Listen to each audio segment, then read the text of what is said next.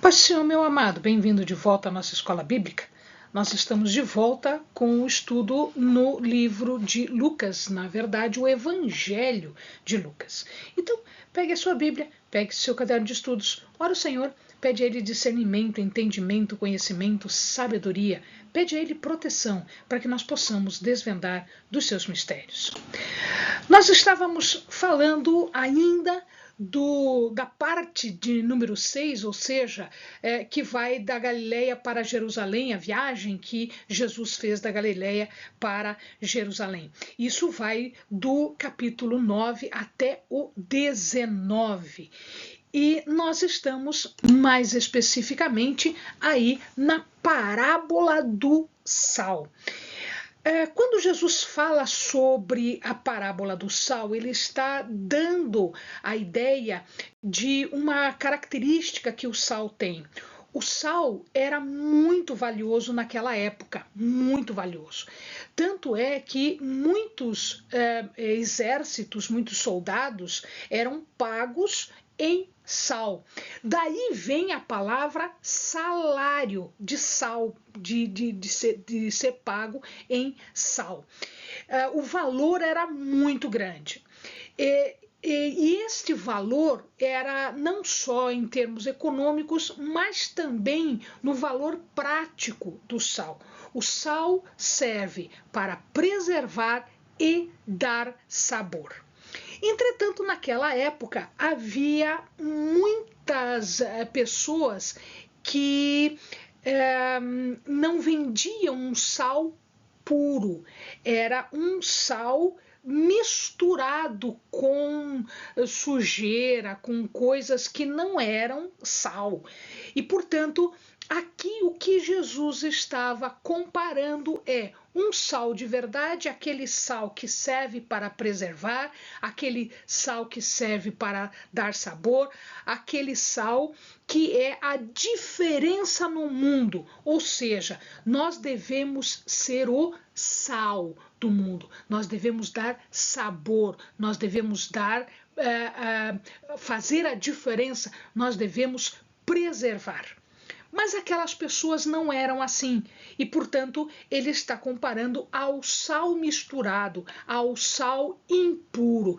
Portanto, ele estava chamando aquelas pessoas de inúteis. Então, aquele sal que não dá sabor, aquele sal que não preserva, aquele sal que está contaminado é um sal inútil. Ele prossegue agora, já no capítulo 15, no próximo capítulo, no capítulo 15, ele prossegue falando sobre os perdidos. E ele vai trazer para nós várias parábolas que têm este mesmo sentido de perdidos. Essa parábola, ela é contada e existem alguns publicanos perto. Nós já falamos a respeito dos publicanos, mas não é demais lembrar que esses publicanos, eles eram odiados. Eram eles que faziam a coleta de impostos e, portanto, os judeus entendiam que os publicanos eram traidores. Eles eram odiados, considerados imundos e, portanto, a sua ocupação não era própria com a lei, não era compatível com a lei. Como eles eram traidores, cobrando impostos e taxas, às vezes eles ficavam ricos porque eles cobravam a mais do que deviam cobrar e a diferença ficava para eles. Comer junto com estas pessoas, comer junto com publicanos, com pecadores, significa que nós estamos reconhecendo, partilhar a mesa com alguém era reconhecer esta pessoa. E eles não achavam isso muito interessante. Por quê? Porque Jesus estava reconhecendo, estava compartilhando a mesa com publicanos que eram imundos. Havia uma exigência em relação aos discípulos, né? E aqui nós vamos observar que os discípulos eles tinham que ter uma dedicação total ao Senhor. Tudo que eles faziam era aprender para que, a partir do momento em que Jesus não estivesse lá, eles pudessem fazer tudo isso. Então, era um momento de aprendizado, era um momento de exigência, era um momento de dedicação. E Jesus, ele sempre fala uma palavrinha interessante. Ele diz: quem tem ouvidos, que ouça.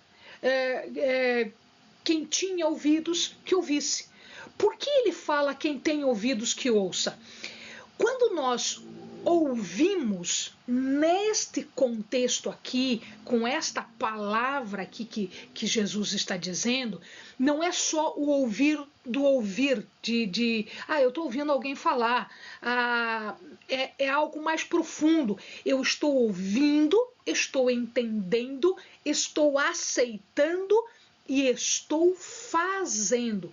Então, dar ouvidos naquela época não era só escutar, era ouvir no sentido de fazer igual, aprender a lição. Então, escute o que eu estou falando, ouça o que eu estou falando. Quem tem ouvidos, que ouça.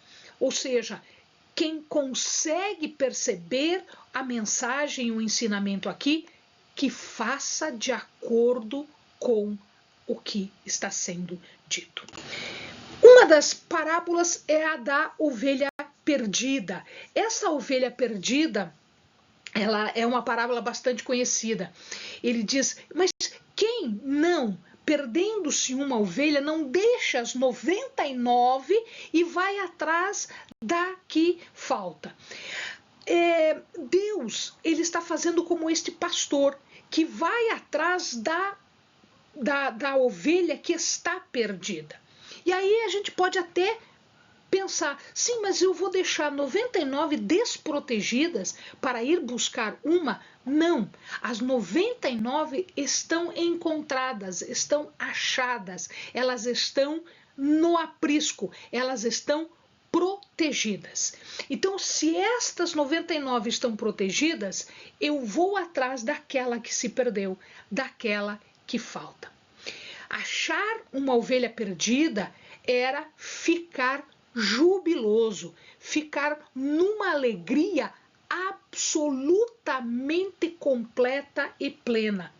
E quando as pessoas ficam numa alegria de júbilo, ou seja, quando elas estão absolutamente alegres, o que elas fazem é compartilhar a alegria com as outras pessoas.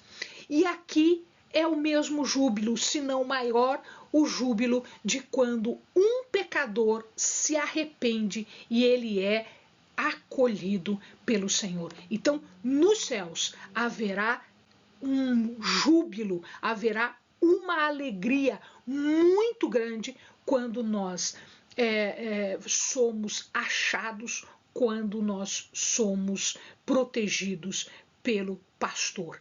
Quando a ovelha é encontrada, há júbilo. Quando um pecador se arrepende, quando ele é encontrado, há júbilo.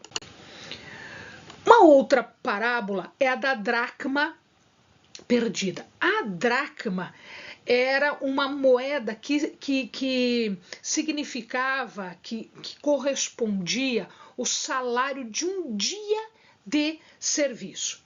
E aquela mulher, ela vai perder 10 dracmas, ela vai perder as moedas. Ela era uma pessoa pobre. 10 moedas, ou uma moeda que seja, ou a menor das moedas que seja, fazia muita falta para aquela mulher, porque ela era uma pessoa pobre. Então aquilo ia fazer falta, e aquilo ia ser significativo na compra de comida, na compra de coisas para ela. E ela começa então vasculhar absolutamente tudo. Ela abre as pequenas janelas, haviam naquelas casas, ou não haviam janelas, só a porta, ou haviam pequenas janelas, uma ou duas pequenas janelas, bem pequenininhas mesmo. Então o que acontecia? Ela abriu a porta, se ela tivesse uma janela, ela abriu a janela para ver se entrava um pouquinho de luz, ela varreu tudo para ver se não ficou debaixo de alguma coisa, ela levantou tudo, ou seja, ela está meticulosamente procurando aquela moeda. Acende a candeia, acende a lamparina para ver se acha alguma coisa. Quando ela, depois de revirar tudo, iluminar a casa, depois de fazer tudo que fosse necessário para encontrar aquela moeda que foi perdida, ela vai compartilhar a sua alegria com as amigas, porque o júbilo dela é muito grande, porque a alegria dela é muito grande. Esta moeda somos nós perdidos. Então o que acontece?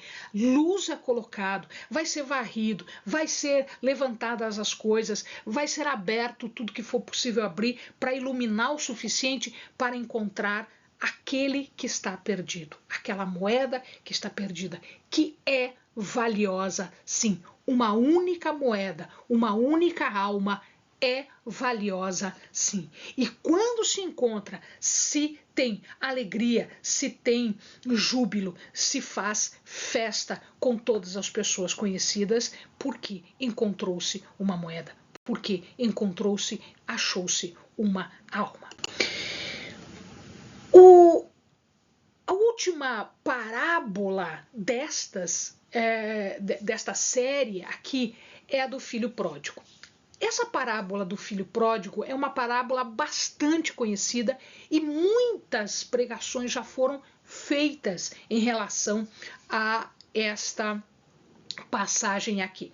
Então a gente vai apresentar não muito profundamente, mas o suficiente para gerar no amado aí uma curiosidade e para que o Espírito Santo possa trabalhar no teu espírito e possa, né, trazer mais lições para a tua vida.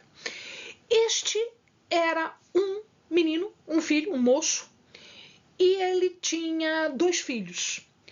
Naquela época, a herança só era dada ao final. A herança só era entregue ao final quando as pessoas morriam. Mas era possível entregar algumas coisas para os filhos, para que eles já fossem trabalhando, e o lucro ficava para o dono do bem. Então, era possível trabalhar com a herança nesse sentido. Este menino aqui, este moço, ele não quis fazer isso. O que ele quis? Ele quis tudo que era dele. Ele conversa com o pai e diz: eu quero a minha parte. O pai, então, ok.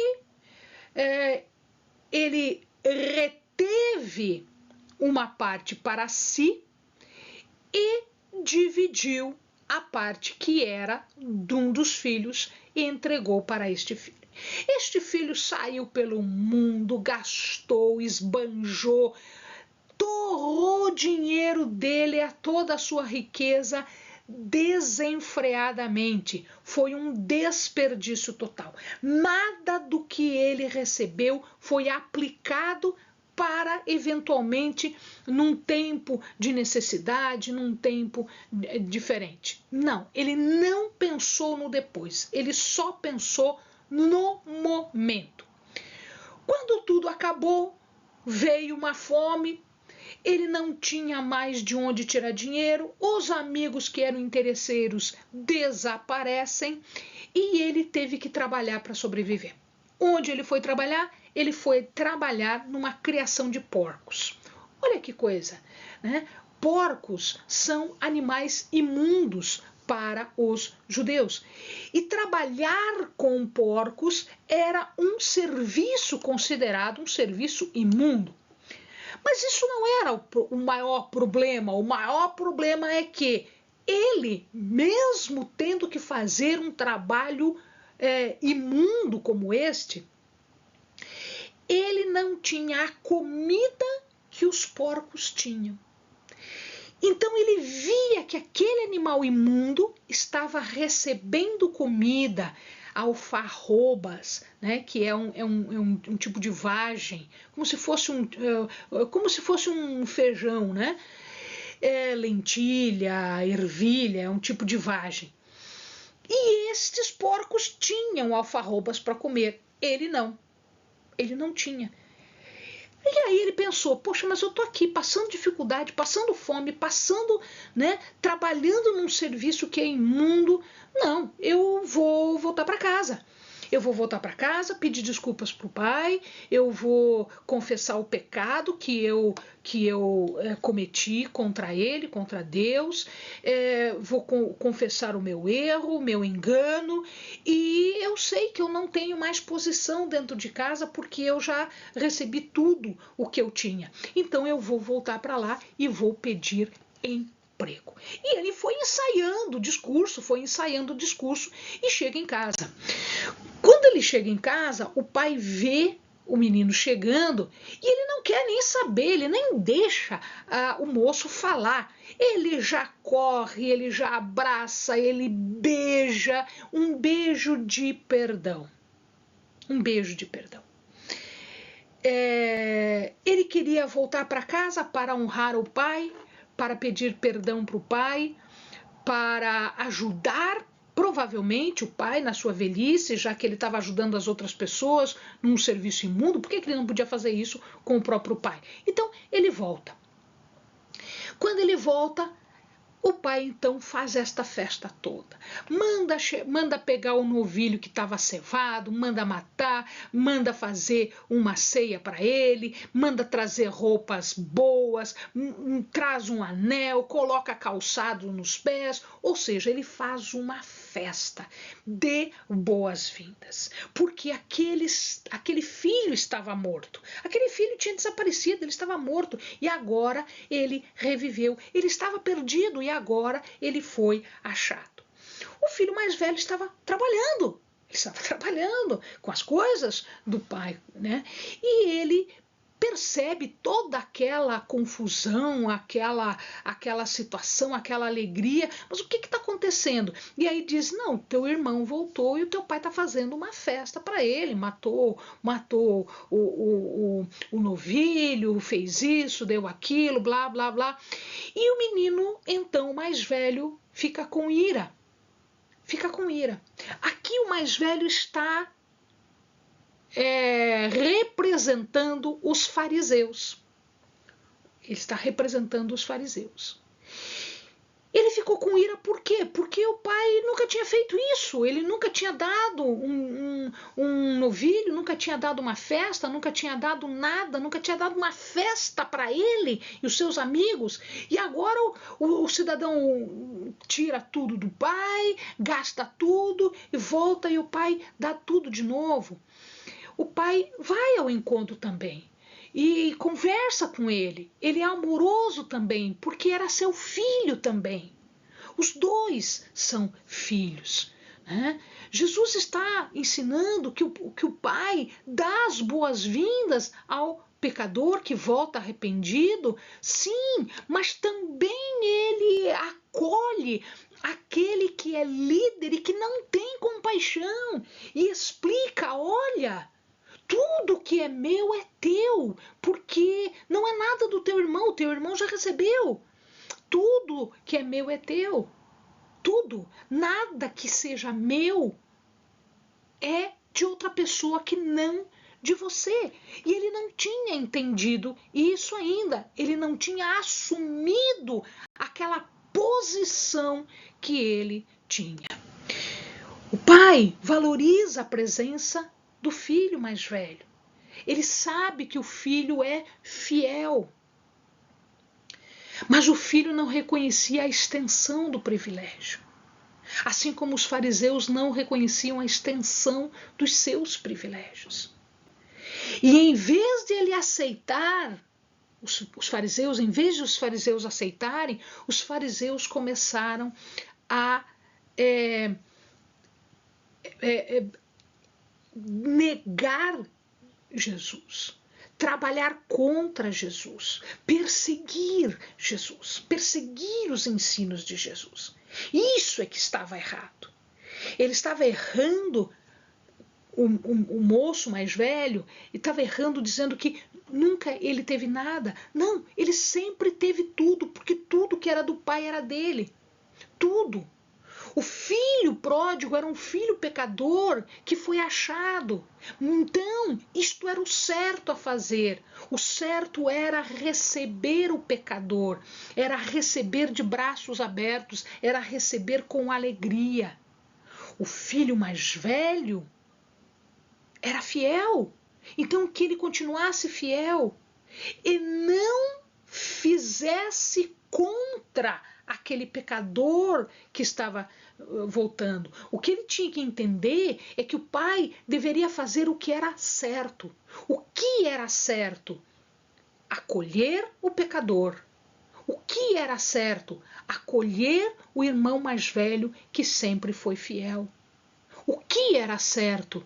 O era certo amar os dois, tanto aquele que sempre foi fiel e que tinha tudo, quanto aquele que era pecador e que agora havia sido achado e que deverá ser festejado. Sim, o amor de Deus é um desafio para o pecador, é um desafio para o egoísta, é um desafio para o fariseu, é um desafio para o filho mais velho.